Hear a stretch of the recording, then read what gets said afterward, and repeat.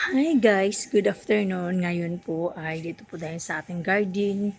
Magdilig po tayo ng halaman. Dilig! Sana all nadiligan. Ay siya nga pala, this is Cynthia nga palangga sa pana. For today's video guys, magdilig po tayo ng halaman.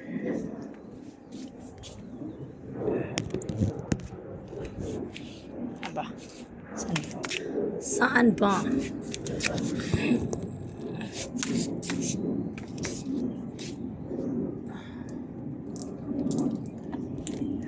Dilig tayo kasi ilang araw na to na di ba? Nag-vlog tayo kasi yung eroplano nag-ingay na naman sa Himpapawid.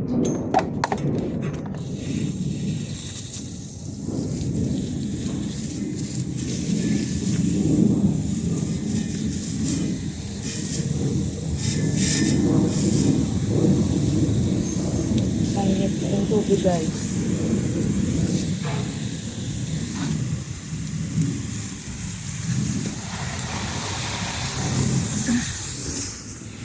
So, unahin po natin yung bulaklak sa labas.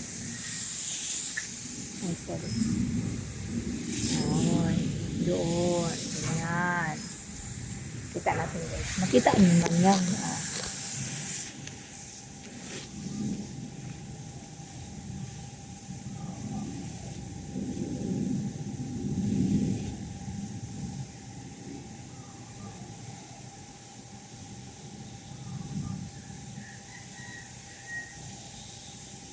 Sabi nila, balang araw darating ang iyong pamilin.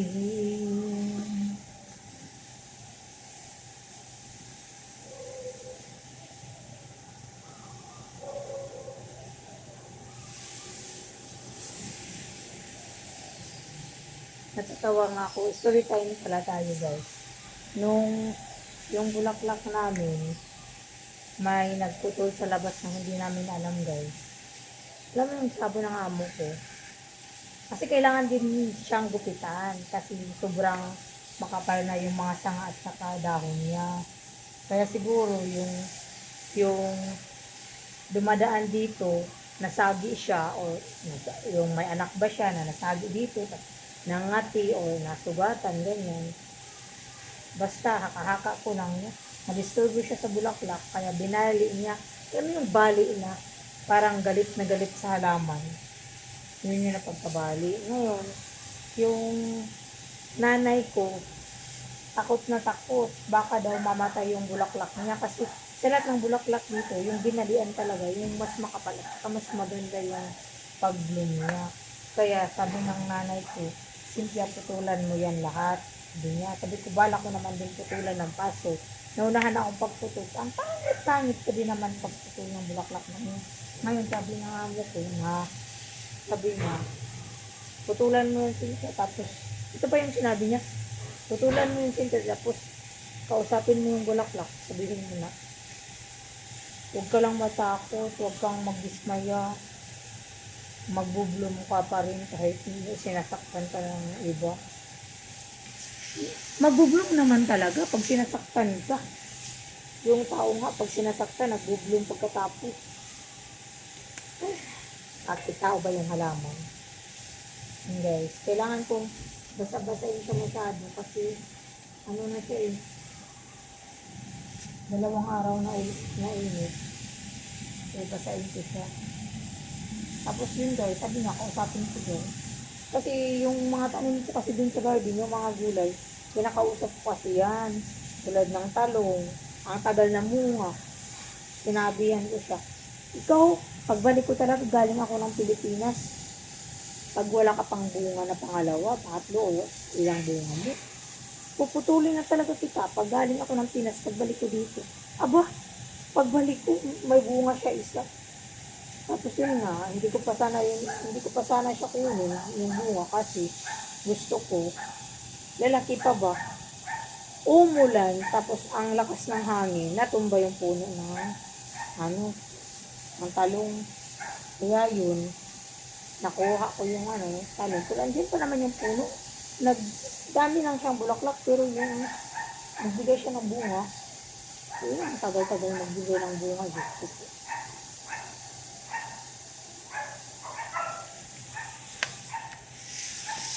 Isalo na lang din natin yung sorry guys.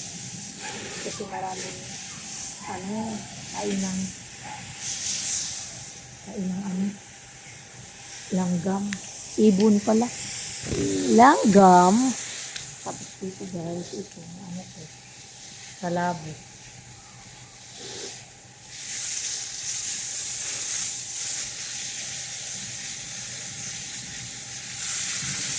Actually, ang kwento nitong kalabo ko guys, dito lang niya sapat yung kanyang puno. Ngayon, nung lumaki na siya, nabali ba? Tapos yung bali niya, napunta sa baba, sa lupa. Wala, nabuhay man siya. Dalawa na ang puno, sa pat at saka sa lupa. Ito, bloom na bloom talaga siya. Marami na matulungan ito. Ang kaibigan ko sa Teros, lalo na sa Teros, pag may ubo dito yung hinihingi sa akin. Kumusta na kaya yun si ate? Babalik pa ba kaya yun na Singapore? Yan siya guys.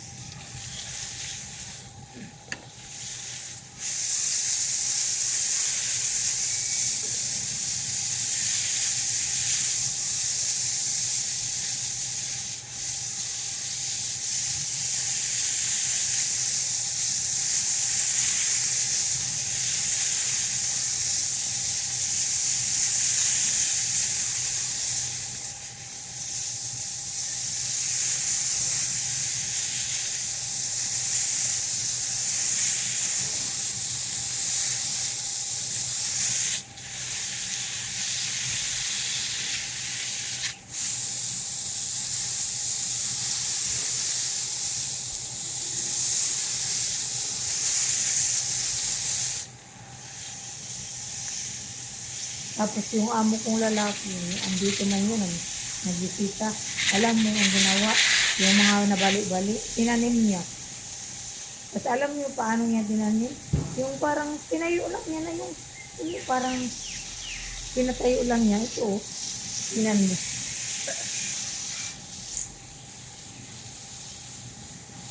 Itong ko din, yung bougainvillea ko din guys na yung bougainvillea ko din na bulaklak. Alam mo bang siya ba? Minsan yan, ngayon wala na yung bulaklak at saka walang dahon. Susunod niya na buwan, may dahon na yan, may bulaklak na din.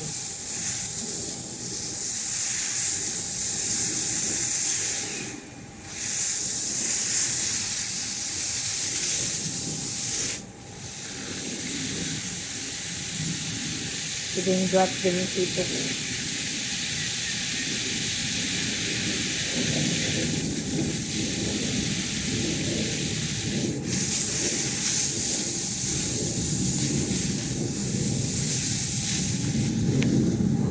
Guys.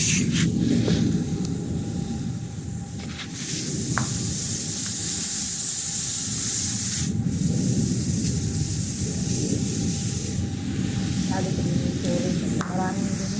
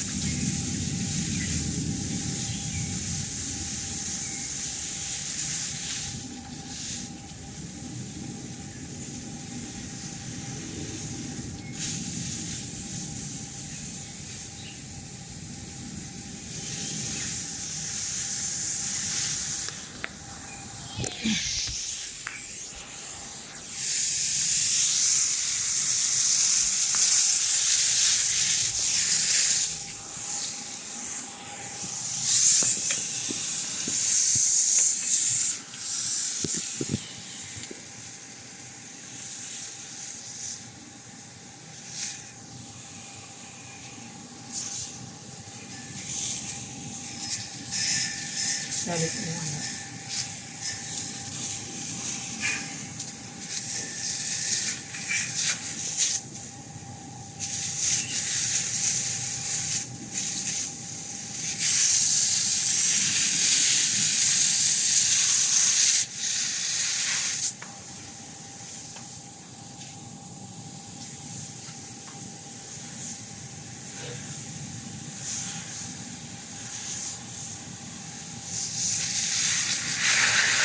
Ito guys ang bulaklak.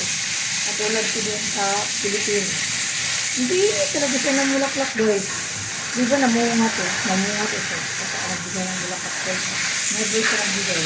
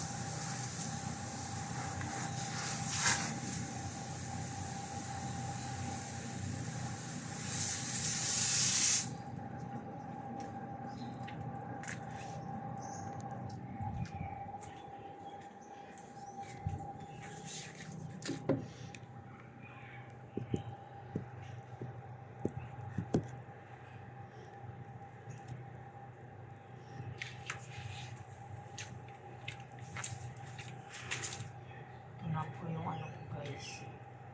Talong.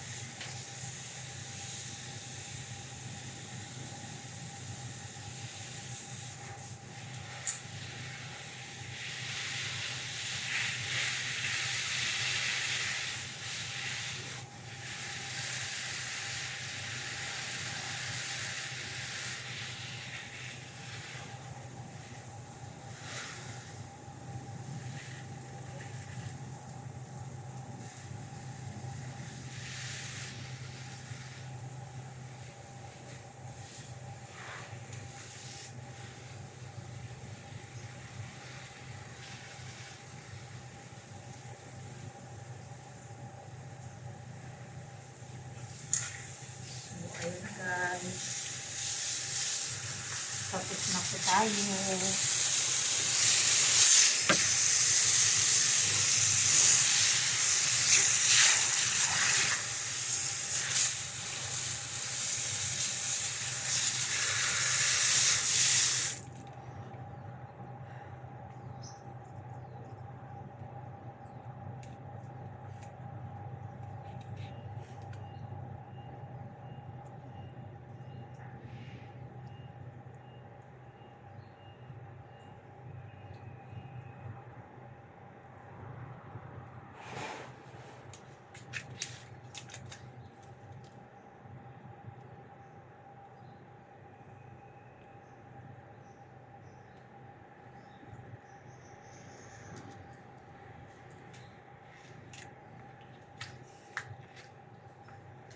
Isa ulit na po tayo guys na hose.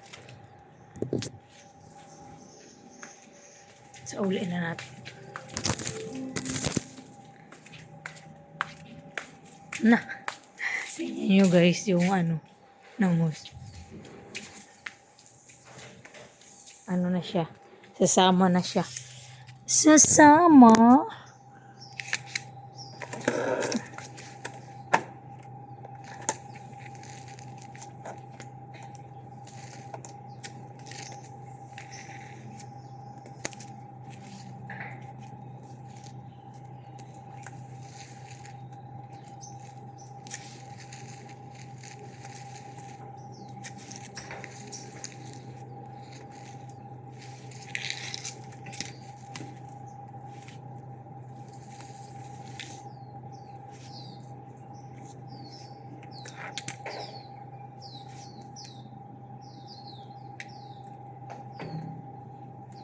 Ayan na po guys.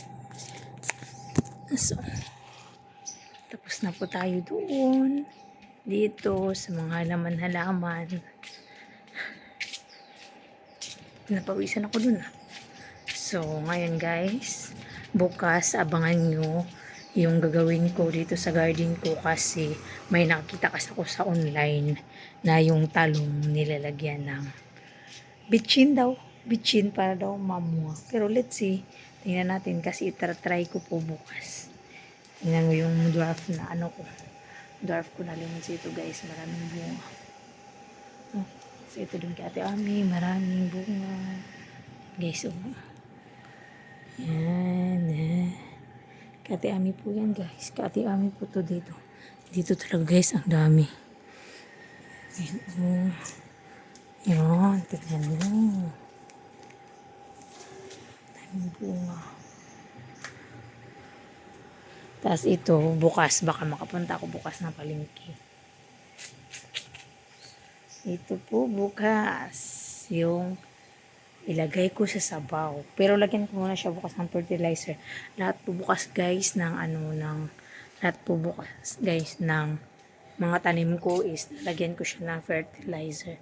Fertilizer naman yung hiningi ko kay ma'am na bibilhin. Sabi ko, bili tayo ma'am ng lupa. Yes, kasama niya ako bumili. Expectation ko po guys, yung lupa talaga, nakatulad sa Pinas, as in lupa talaga na ganito din. Kaso lang, yung lupa dito, na ito, na nilagay dito, kasi cultivate lang to eh.